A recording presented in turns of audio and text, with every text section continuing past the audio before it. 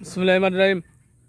গবাদি পশুদের চরণ, অবাধ বিচরণ করে গবাদি পশুরা ঘাস খাচ্ছে এবং সেটা স্বাধীনভাবে গবাদি পশুরা বিচরণ করতেছে। আমাদের মোহাম্মদপুরে গেছিলাম আমার একবার সরকার নানা বাড়িতে, সেখানে গোলাম আমাদেরকে বলেন যে ওনারা একজন মানুষ রাখতেছে, তার কাজ হচ্ছে এই যে গ্রামে যত গরু আছে সেই গরুগুলো যাতে ঠিকমতো যাতে ঘাস খায় এবং যাতে অন্য কোথাও না চলে সেটা দেখাশোনা। কিন্তু অবাধ জায়গা থাকলে কিন্তু সুবিধা হয় যে গরু লালন পালন করতে, হাঁস লালন পালন করতে সুবিধা হয়।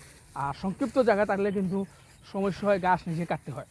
যাই হোক, এই যে গরু গবাদি পশু যারা মালিক, ওনাদের জন্য শুভকামনা রইল এবং আল্লাপাক যাতে তাদের এই গবাদি পশু যাতে বরকত দেন। দুঃখজনক শুধু গরুর জিব্বাটা কেটে ফেললো একজন মানুষ, আমি খুব কষ্ট পেয়েছি, এটা ঠিক না। এটা পশুর সাথে আমার নবীজি বলেছেন যে তোমরা কোনো গবাদি পশু কোনো পশুর মুখে আঘাত করো না, তোমরা খাও এবং পশুদেরকে খেতে দাও। যারা পশুদের সাথে খারাপ আচরণ করে এরা আসলে মানুষের কোনো জাতি না।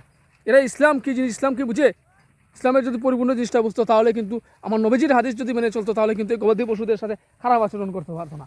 ধন্যবাদ সবাইকে, ভালো থাকেন, সুস্থ থাকেন, নিরাপদ থাকেন। ধন্যবাদ সবাইকে, খুদা হাফেজ।